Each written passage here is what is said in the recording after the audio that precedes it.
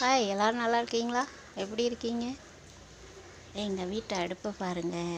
எங்கள் வீட்டில் நாங்கள் விறகு வச்சு சமைக்கிறோம். நீங்கள் யாரெல்லாம் விறகு வச்சு சமைக்கிறீங்கன்னு சொல்லுங்கள். யாராவது ஒருத்தராவது கமெண்ட் பண்ணுங்கப்பா. ஒன்றுமே இல்லை, பார்க்குறீங்களா இல்லையான்னு எனக்கு தெரியல. யாராவது பாருங்கள், யாராவது ஏதாவது கமெண்ட் பண்ணுங்கள். நாங்கள் மண் பாத்திரத்தில் தான் சமைக்கிறோம். உங்களுக்கு மண் பாத்திரத்தில் சமைக்க பிடிக்குமா? அதில் சில்வர் பாத்திரமா, என்ன பாத்திரத்தில் நீங்கள் சமைப்பீங்கன்னு நீங்கள் சொல்லுங்கள். எங்கள் வீட்டில் எப்போவுமே மண் பாத்திரம் தான். இது பாருங்கள், சின்னதாக ஒரு பழைய குழம்பு சூடு பண்ணியிருக்கேன், கீரை குழம்பு. இது முருங்கைக்காய், தக்காளி, பருப்பெல்லாம் போட்டு வச்சுருக்கேன். இது சோறு. எங்கள் வீட்டில் மட்டரிசி தான், கேரளா அரிசி, குண்டரிசி. இப்போ நாங்கள் கேரளாவில் தான் இருக்கோம்.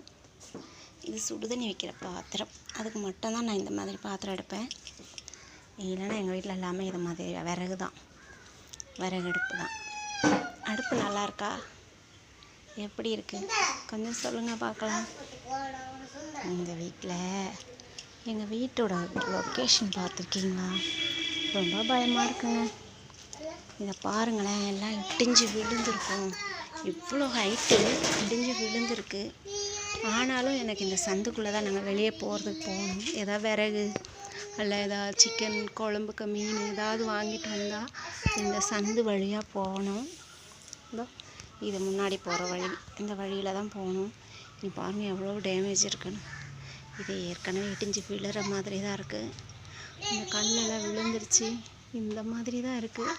இந்த வீட்டில் தான் நாங்கள் இருக்கோம்.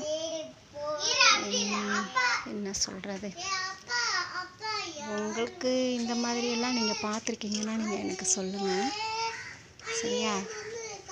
யாரெல்லாம் இந்த மாதிரி வீட்டில் இருக்கீங்க, யாருக்கெல்லாம் இந்த மாதிரி வீடு பிடிக்கும்னு சொல்லுங்கள். இது பிடிச்சி இல்லை, பயமாக இருக்குது. உங்களுக்கு இதை பார்த்தா பயமாக இருக்கா, இல்லை உங்களுக்கு இது பிடிச்சிருக்கா? ஏதாவது சொல்ல நினச்சிங்கன்னா கமெண்டில் சொல்லுங்கள், மறக்காமல் சொல்லுங்கள். வேறு என்ன, நான் ஒரு மல்லிகை பூச்செடி வளர்த்தேனா, அந்த செடியில் கொஞ்சம் அப்படியே பூ வந்துருச்சு, நிறைய பூ பூத்துச்சு. அப்போ எங்கள் வீட்டு ஆடு மேய்ஞ்சிருச்சு அதை. நீங்கள் அந்த செடியை பாருங்கள் எப்படி இருக்குன்னு. 5 வருஷம் முடிஞ்சு 6 வருஷம் காத்திருந்தேன் இந்த செடி பூ பூக்கிறதுக்கு. 6 வருஷம் கழித்து இப்போ தான் பூ பூத்துச்சு. ஆனால் ஆடு மேய்ஞ்சிருச்சு. ஒரு 10 பூ இருக்கும் பூத்துச்சு. இன்னும் கூட ஒரு 2-3 அரும்பு இருக்குது குட்டி குட்டியாக. செடி ஆடு மேய்ஞ்சிருச்சு. 6 வருஷமாக பூ பூக்காத இருந்ததுக்கு என்ன காரணம்னு எனக்கு தெரியல. உங்கள் யாருக்காவது தெரிஞ்சால் சொல்லுங்கள். திரும்ப நல்லா பூக்கிறதுக்கோ செடி நல்லா வர்றதுக்கோ வழி தெரிஞ்சால் ஏதாவது சொல்லுங்கள், சரியா?